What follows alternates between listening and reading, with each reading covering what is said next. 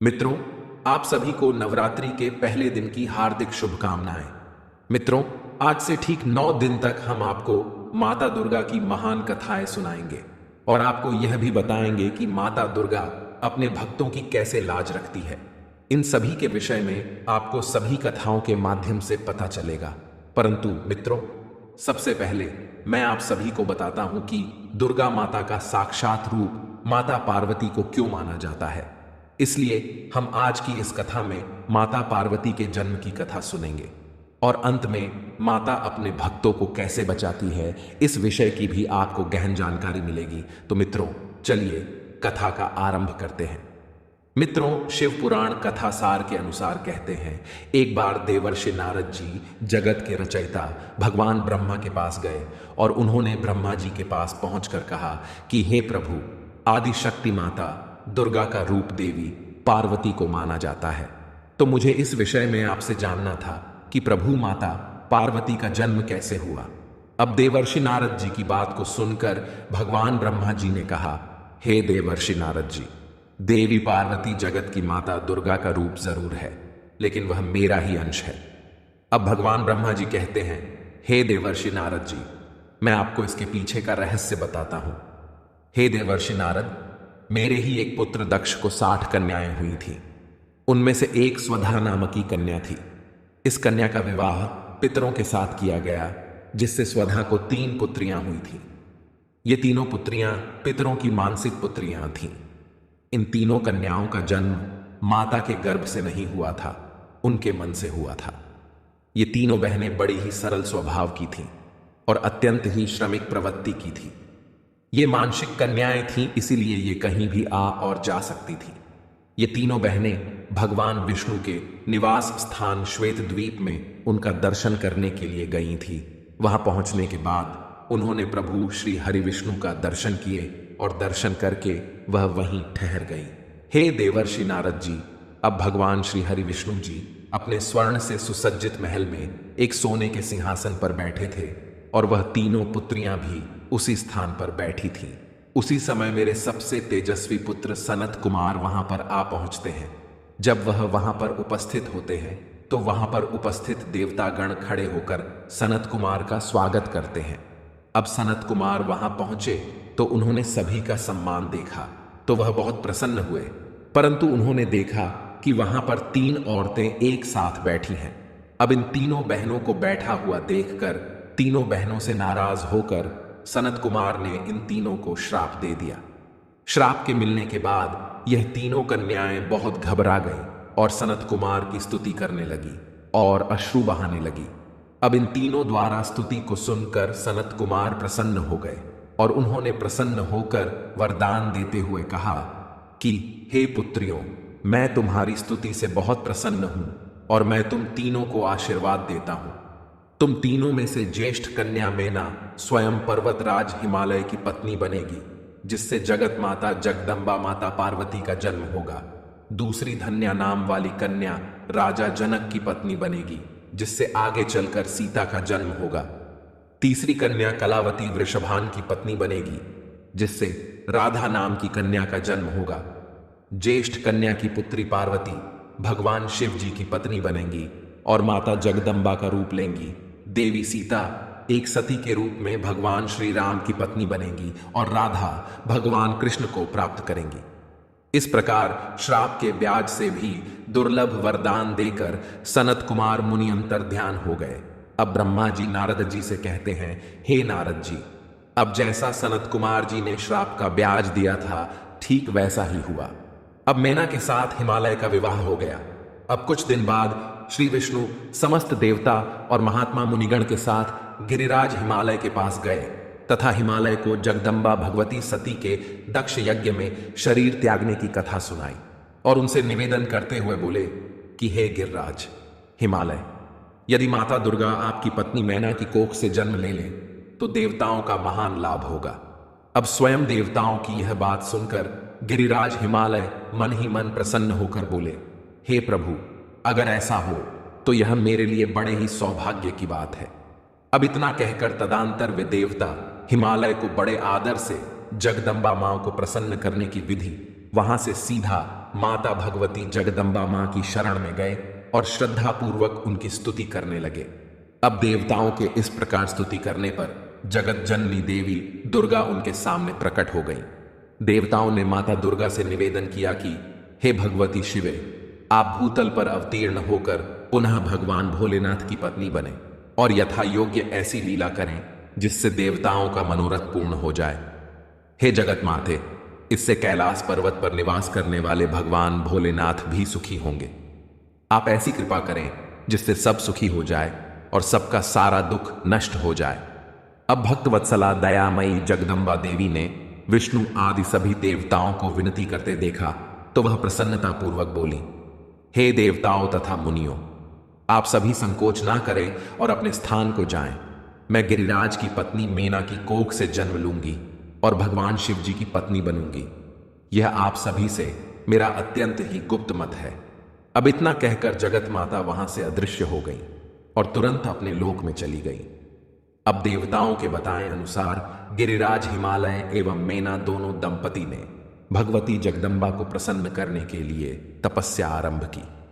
उनकी तपस्या से प्रसन्न होकर भगवती उमा देवी ने उन्हें प्रत्यक्ष दर्शन देकर प्रसन्नता पूर्वक मेना से मनोभिलषित वर मांगने का आग्रह किया।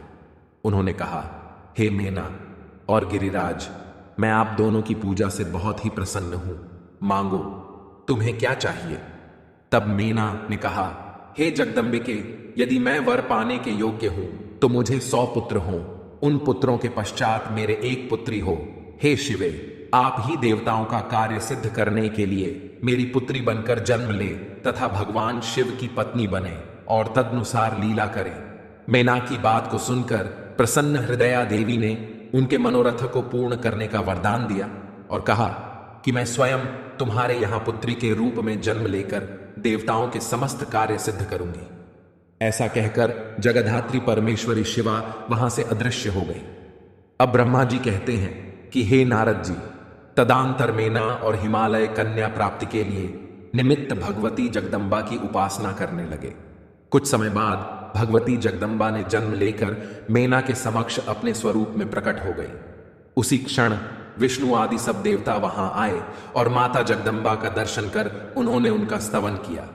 जब देवता लोग स्तुति करके चले गए तो देवी के उस दिव्य रूप का दर्शन करके मैना को ज्ञान प्राप्त हो गया। मैना ने प्रार्थना की कि हे महेश्वरी, आप कृपा करें, इसी रूप में मेरे ध्यान में स्थित हो जाएं, साथ ही मेरी पुत्री के अनुरूप प्रत्यक्ष दर्शनीय रूप धारण करें। अब ब्रह्मा जी कहते हैं, हे नारद, मेना के समक्ष वह कन्या लौकिक गति का आश्रय लेकर रोने लगी।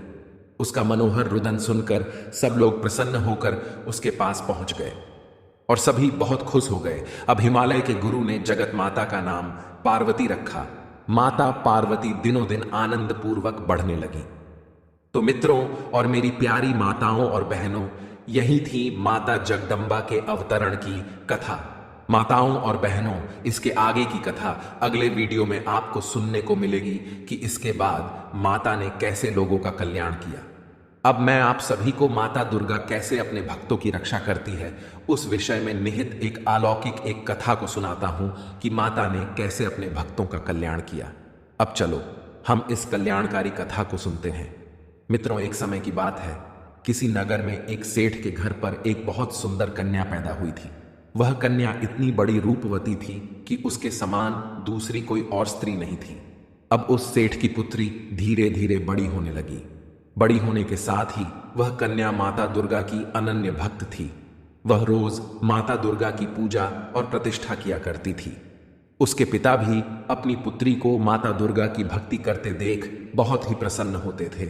अब तो उसके रूप और यौवन के साथ साथ चेहरे पर और भी निखार आने लगा।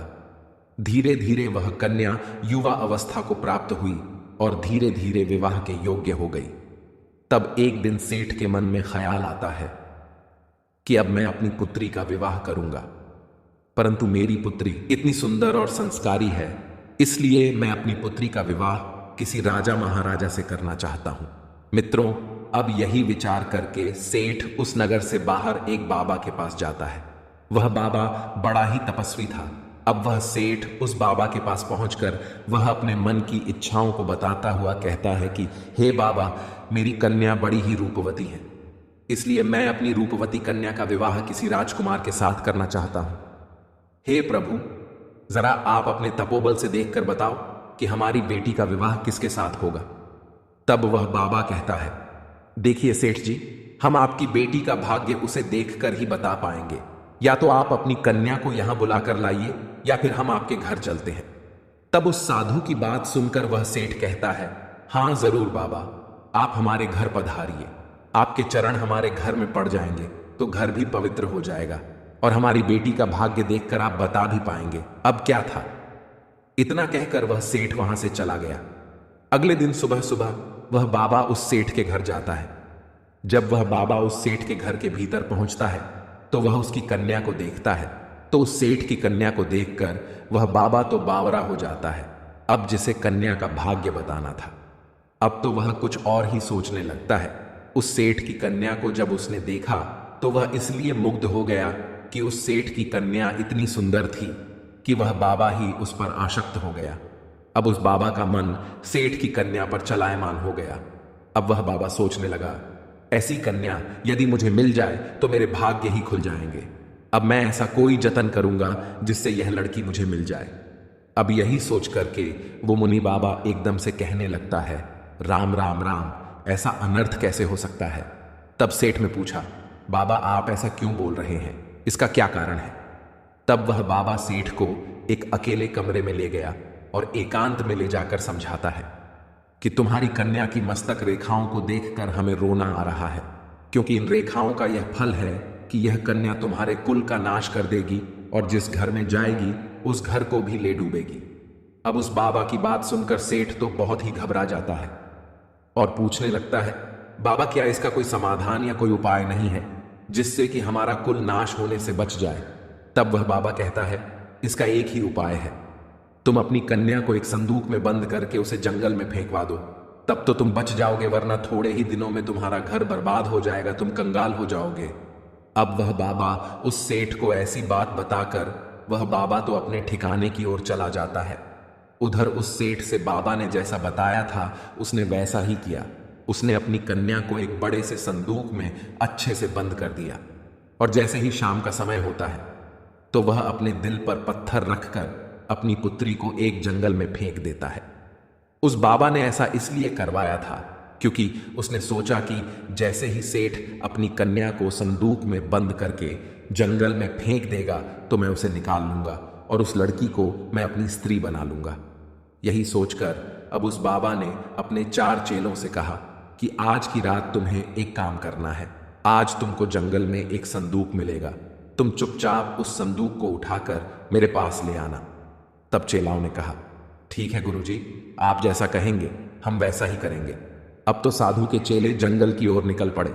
उधर क्या होता है, जैसे ही उस संदूक को जंगल में फेंक कर वह सेठ चला जाता है, उसी के कुछ समय बाद वहां पर एक तेज प्रकाश प्रज्वलित होता है और साक्षात माता दुर्गा वहां पर प्रकट होती है और अपनी शक्ति से उस सेठ की पुत्री को उस संदूक से बाहर निकाल लेती है और उसे आशीर्वाद देती हुई कहती है, हे पुत्री, मैं तुम्हारी भक्ति से बहुत प्रसन्न हूं और मैं तुमको आशीर्वाद देती हूं। तुम एक राजा के घर की बहू बनोगी और जिस अत्याचारी की वजह से तुम्हारे साथ ऐसा बर्ताव किया गया है उसकी एक स्वर के द्वारा मृत्यु हो जाएगी। अब इतना आशीर्वाद देकर वह माता फिर से उस सेठ की लड़की को उसी संदूक में बंद करके वहां से अंतर ध्यान हो जाती है। अब कुछ समय के पश्चात एक राजकुमार शिकार खेलने के लिए उसी जंगल की ओर आ जाता है। तभी राजकुमार की नजर अचानक से ही उस संदूक पर पड़ जाती है। अब उस राजकुमार ने झटपट अपने सिपाहियों से कहकर राजकुमार ने उस संदूक को खुलवाया।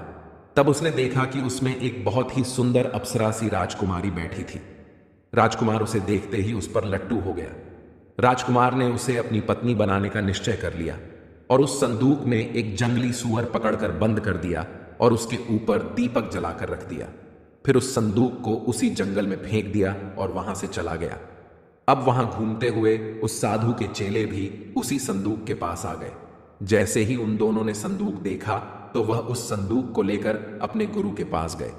अब गुरु को पता ही था कि संदूक में सेठ की सुंदर कन्या बंद है, इसलिए उसने संदूक को एक कमरे के अंदर रखने को अपने चेलों से कहा और साथ में यह भी कहा कि इसे मेरी कुटिया में रख के बाहर से कुंडी लगा दो और कहा, सुनो, इस कमरे से चाहे कितना ही शोर आए, चाहे मैं दरवाजा खोलने के लिए ही क्यों ना कहूं, चाहे कुछ भी हो जाए, लेकिन तुम बाहर से कुंडी मत खोलना। तब चेलाओं ने कहा, जो आज्ञा गुरुदेव, आप जैसा कहोगे वैसा ही होगा। इस प्रकार वह बाबा संदूक के साथ कमरे में बंद हो जाता है और जैसे ही उसने संदूक खोलकर सेठ की कन्या को देखना चाहा तो उस संदूक से एक खूंखार जंगली सुअर निकलता है। वह सुअर बहुत ही गुस्से में था और उस बाबा को अपनी सूंड से मारना शुरू कर देता है। बाबा जी बहुत चिल्ला के बोलता है कि दरवाजा खोल दो, मगर किसी भी चेले ने दरवाजा नहीं खोला। आखिरकार उस स्वर ने इस बाबा को मार कर ही छोड़ा। जब शोरगुल बिल्कुल शांत हो गया तो चेलाओं ने दरवाजा खोलकर देखा तो अंदर गुरुदेव तो मृत अवस्था में पड़े थे और कमरे के अंदर से एक स्वर निकलकर भाग गया। उस मुनि बाबा का पूरा शरीर लहूलुहान था। उस बाबा को अपने कुकर्म की सजा मिल चुकी थी। उस सेठ ने कितना भरोसा करके उस बाबा से पूछा था, लेकिन उसने सेठ के साथ कितना बुरा किया था। अब कुछ समय बाद उस सेठ को भी उस बाबा की असलियत का पता चलता है तो वह अपना माथा पीटने लगता है और बैठ के रोने लगता है। तभी उस सेठ के घर के चारों ओर एक तेज प्रकाश फैल जाता है और माता दुर्गा उसके सामने प्रकट होती हैं और उस सेठ से कहती है, हे पुत्र, तुम निराश मत हो, तुम्हारी पुत्री को कुछ नहीं हुआ है, वह जीवित है और तुम्हारे पास के ही राज्य में एक राजा के पुत्र की पत्नी है। अब माता की इतनी बात सुनकर सेठ माता का बहुत धन्यवाद करता है। अब माता दुर्गा वहां से अंतर्ध्यान हो जाती है और कुछ दिनों के बाद उसकी पुत्री अपने पति के साथ उस सेठ के घर में वापस आती है। अपनी पुत्री को एक राजकुमार की पत्नी के रूप में देखकर वह सेठ बहुत प्रसन्न होता है। मित्रों, कहते हैं ना कि आस्था में बहुत ही शक्ति होती है। अगर आस्था सच्ची होती है तो भगवान उसकी सहायता अवश्य करते हैं। तो मित्रों, यही थी आज की कथा। बाकी की कथा हम कल के वीडियो में सुनेंगे कि कैसे माता पार्वती का भगवान शिव जी से विवाह हुआ और माता ने कैसे अपने भक्तों की रक्षा की। मित्रों, आज का वीडियो बस यहीं तक रखते हैं। मित्रों, अब जाते जाते हम आपसे निवेदन करते हैं कि इस वीडियो को सभी के साथ शेयर करना और इस चैनल को भी सब्सक्राइब अवश्य करना और इस वीडियो के कमेंट में जय माता दी कमेंट अवश्य करना। बाकी मित्रों, इस वीडियो को यहां तक देखने के लिए आप सभी का दिल से धन्यवाद।